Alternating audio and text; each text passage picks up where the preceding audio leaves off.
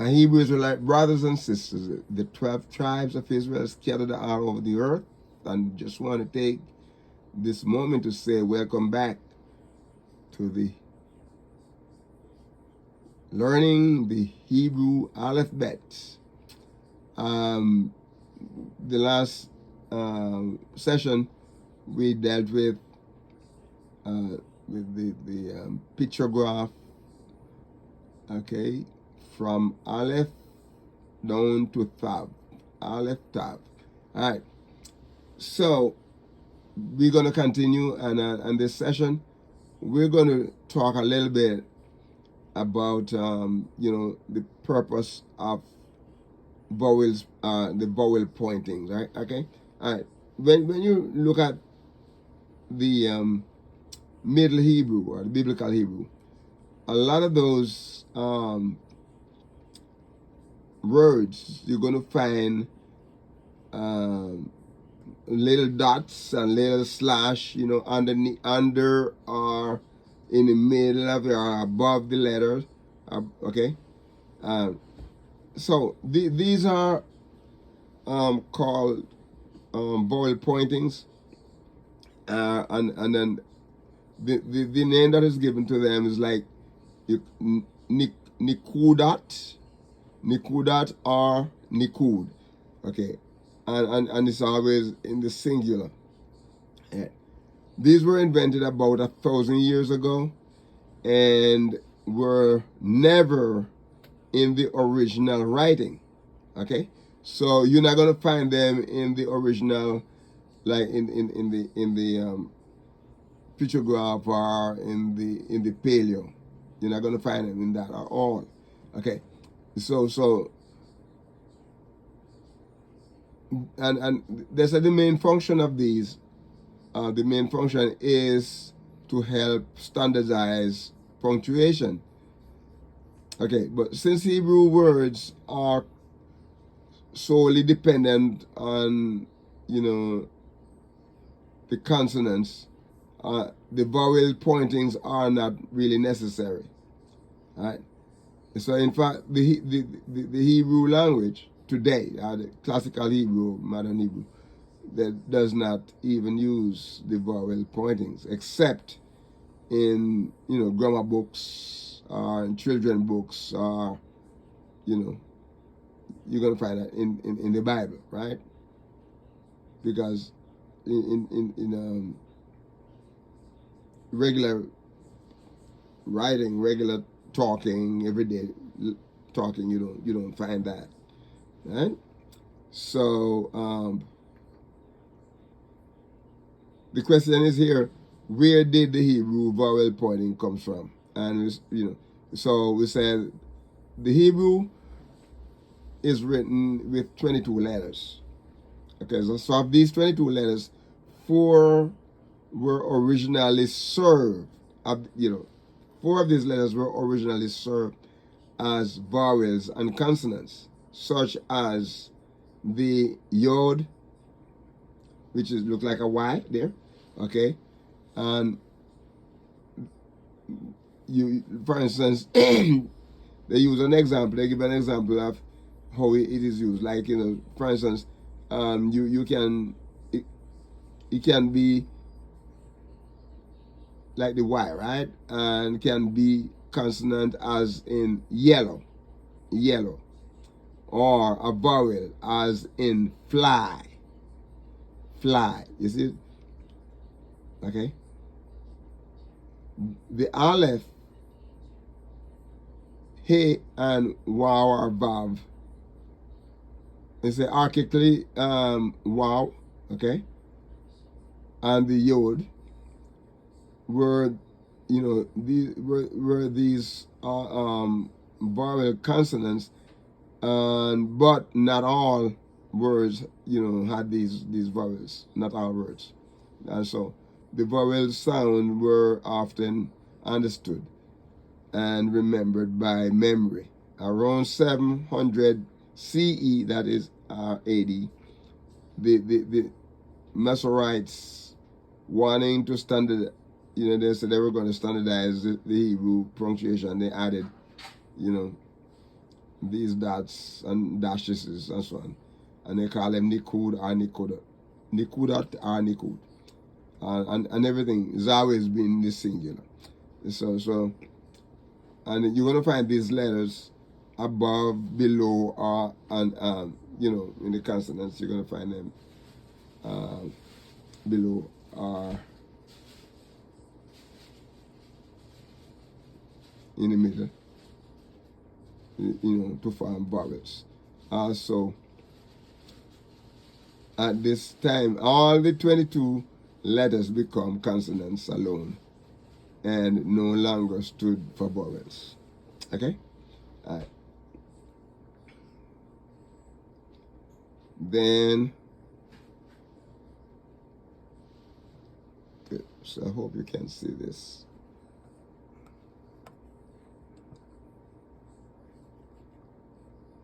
I hope you probably be missing some letters there, but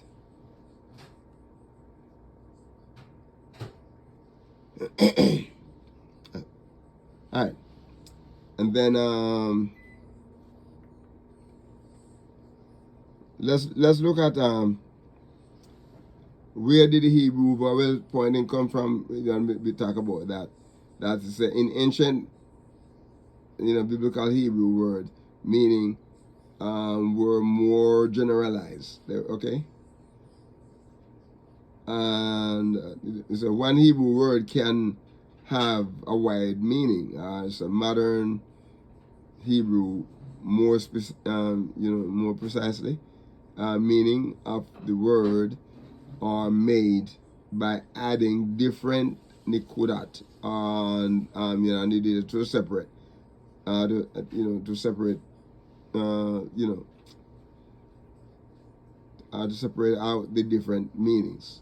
So for instance, the Hebrew word just use you A, that's Aleph, Yod, and Lamed. Okay, you see that the A, you see this word right here. Right, that's Aleph, Yod, and Lamed. Originally meant like a strong one. Okay, and it is spelled with the 3 letters Aleph, Yod, Lamed. Right. In order to divide out more precise meaning of the word, different nikudat have been added. The word Ayel is a ram, strong one of the flock. Ayal, what you would have here is Aleph. No, you don't wouldn't say Aleph, but you could say Ayin. Okay, because you can be Aleph and it can be Ayin, because Aleph does have a soft sound. Okay, but if you don't spell Aleph, it will be Aleph, Yod, Aleph, Lamed. Or it could be, if you use a word and you spell it with the Ayin, Yod, Ayin, Lamed. It's a stag, right? It's a stag, strong one. One of the forests, a strong one of the forest, and El is the strength. And so if you want to get some more information, check on information here at thestudy.com, okay? Because I got some of that information there. Look at, okay, how do you write Hebrew numbers? How do you write Hebrew numbers? All right, so in modern Hebrew, numbers are written using the Hebrew alphabet. For example, the number 1 is written. As you see it? 1 is written with the first letter, Aleph. Aleph. And that letter has 1, the value of it is 1. Aleph. Okay.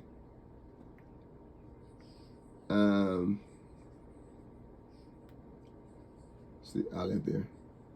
So the 10th letter is Yod or Yad. Some people say Yad, Yod. Okay, and it has 10. That's the meaning of it. It's 10. Okay, I mean the value rather is 10. And the 11th letter is Kaf, and the value of that is 20. Therefore, the number 17 is written as Yod Zayin, using the Hebrew letters, of course. It's below are the numbers. So here's the numbers right here, and I put them in in a way that you could understand. Okay, so 1 Aleph, 2 Bet, 3 Gimel, 4 Dalet, 5 He,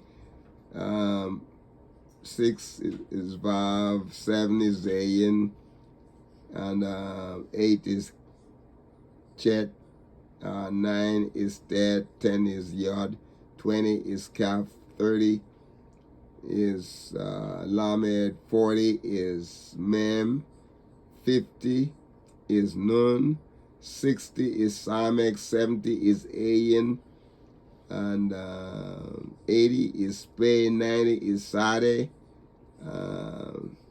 100 is Kaf, 200 is Resh, 300 is Shin, and 400 is Tav. So did I put them down there? You can, you have them, you can go look over them and see, I've never done math in Hebrew, but it'd be very interesting in going to and doing math in Hebrew. Okay? All right. So I hope this brings some clarity and kind of clear your mind up a little bit. But keep going over them. My brothers and sisters, when I post them, you gonna have them, and you can always go back and look over the videos. Okay, all right, good. And so the next question is there. When were the final 5 letters added to the Hebrew alphabet, Alef-Bet? Okay, it said to answer.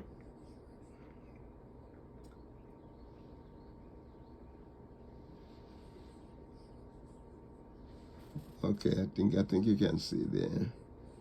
Okay.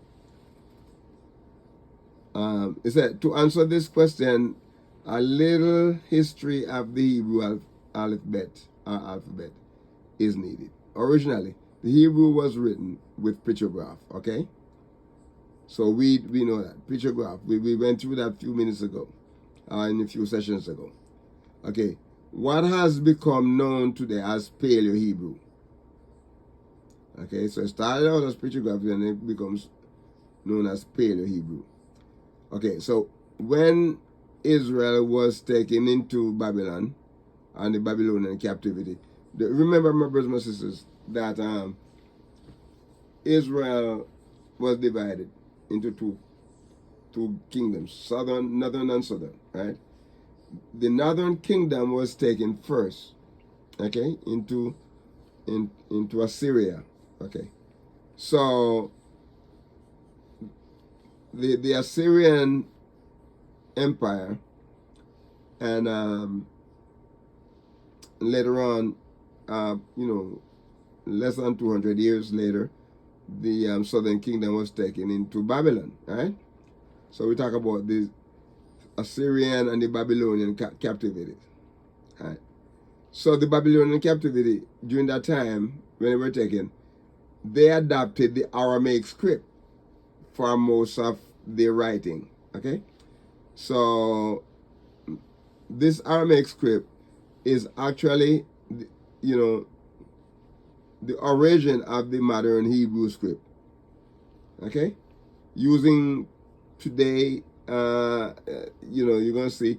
But the thing about today's Hebrew is that because over the centuries, over the thousands of years, because things change, and a lot of things came into being, like trucks and cars and buses and airplane and all those. So in order to have them in the Hebrew language, right, so that people can relate, okay, Hebrew, the modern Hebrew is mixed with like German, and it's mixed with French, okay, and the Yiddish. You talk about Yiddish, right? Okay, so a lot of these computer, telephones, cell phone and all this, you will not find them in the original Hebrew, in the Paleo Hebrew. Very few things that we have today you're going to find, because things have developed, and language developed over the years. Okay, language have developed, because Hebrew is what we refer to as Semitic language. Okay, so when you hear people talk about Semitism,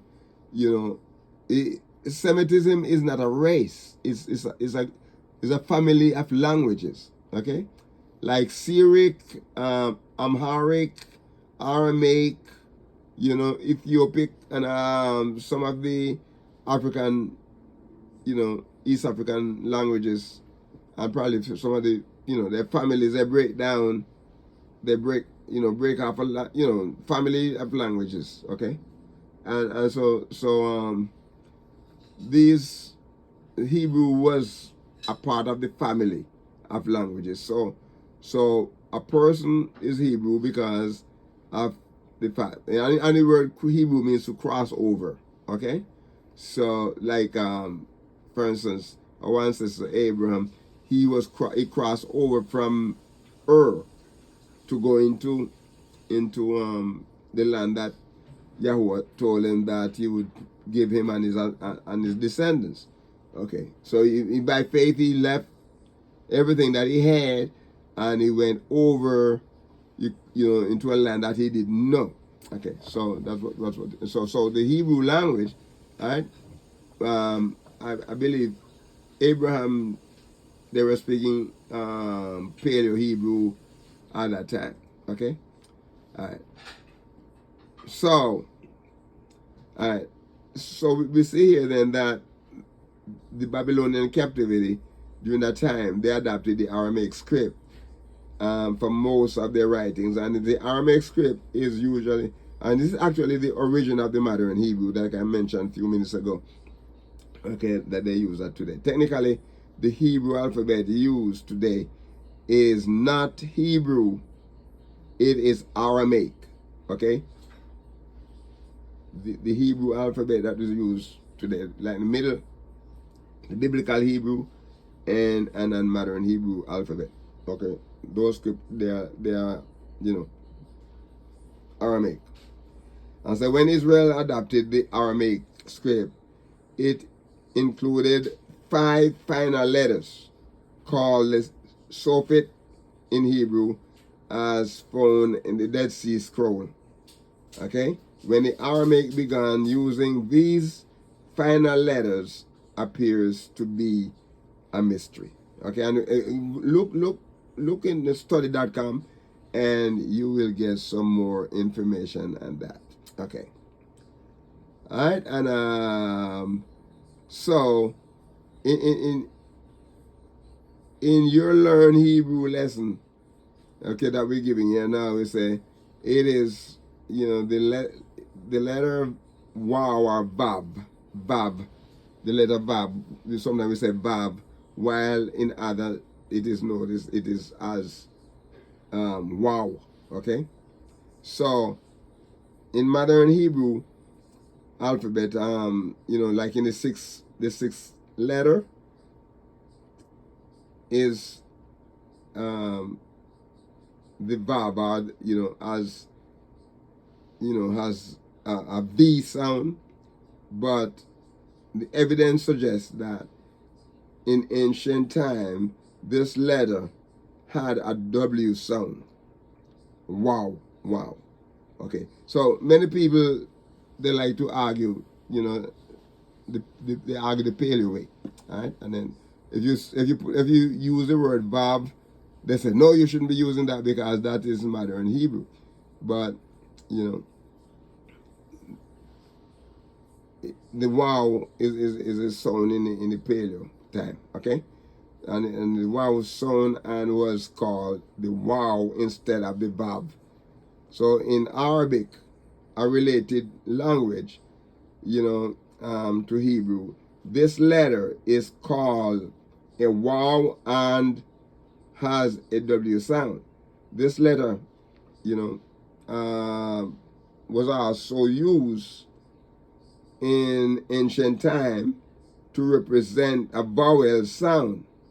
O, like say the word O or oo, right? So when we use the word wow there, you know, it is you may be pronouncing a O, you may be pronouncing a U. Okay?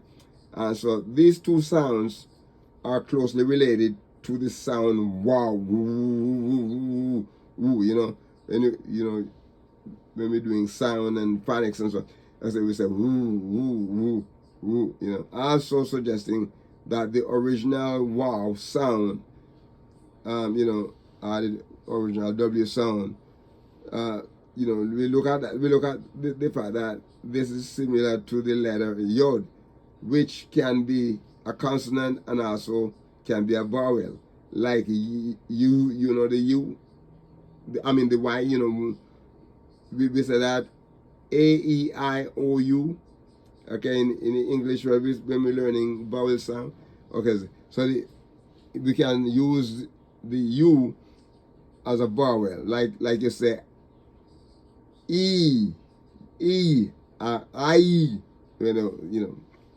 okay, all right. So in ancient Hebrew, and we talk about it differs in modern, ancient Hebrew differs from modern Hebrew. And it said the ancient Hebrew, and modern Hebrew differs in several aspects because including vocabulary, grammar, and pronunciation. Ancient Hebrew, my brothers and my sisters, also known as the biblical Hebrew, is used for religious and scholarly purposes, while modern Hebrew is the everyday language just spoken in Israel and in probably a few other places. Okay, look at study.com and you'll see the same thing I'm telling you here. There. Okay, all right. And so the difference between ancient Hebrew and modern Hebrew is that the difference between ancient versus modern Hebrew. Okay, we're going to say the difference and comparison.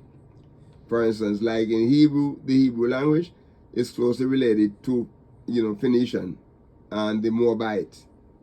Okay, it is a Semitic language of northern central, with whom it is generally aligned, into what you call a Canaanite subgroup by researchers. And the difference between the ancient and modern Hebrew, we see there, is that Hebrew was spoken in ancient Palestine before being displaced, by Western variety of Aramaic around the 3rd century BCE, before the Common Era. Okay? All right. However, the language was retained as liturgical and literary language. Okay? So it returned as a liturgical and literary language. And so later, it was restored as a spoken language in the 19th and 20th centuries and is now the official language of Israel. So remember, the official language of Israel is Hebrew, but in that you're going to find Yiddish, okay? And you're going to find French words, German words, and all that. You're going to find them, those words in it. And if those words are included because of the fact that today, we have different things, cars, trucks, like I mentioned before, plane, computer, typewriter, and all those, different, those modern day things that we have, right? We're going to have them in there. Okay. And so when I was looking through study.com, when I was doing the research, it talks about some takeaway here, okay? Key takeaway. Ancient Hebrew is the biblical language used in religious texts, whereas modern Hebrew is the revived version used in contemporary Israel. Modern Hebrew has evolved significantly from ancient Hebrew, incorporating new words and grammar structures. Ancient Hebrew is mainly studied for religious and historical purposes, while modern Hebrew is used for daily communications. And again, like I said, go back and check me and make sure that I'm telling you the truth. This is what I got from study.com in the research. All right. And then, okay, the people. Okay, so we're gonna you look at it. So Jewish versus Hebrew, and the difference and comparison. Okay. The people, language, religion, and culture of every country and nation are also called by this, distinctive names. For example, take, for instance, those are the Israelites. Take, for instance, okay. They are also referred to as Jewish and Hebrews. The Israelites or the Hebrews have come down. Hebrew is also the name of the Northern Semitic language that is part of the wider group of the Canaanite languages. Okay. Study.com. You look at that, my brothers and sisters. Don't think I'm plagiarizing. Here, that's study.com right there. That's where I get the information. All right. So, the next session we dealt with, we're going to come, and now, my brothers and sisters, I'm going to show you the 3 layout right there. Okay, we're going to show you the Paleo, we're going to show you the Pictograph, and we're going to show you the modern, middle and modern Hebrew. Okay, so we're going to stop here and we'll come back. And please, my brothers and sisters, we're going to ask you, don't forget to be a blessing to someone today and walk with the King. Shalom.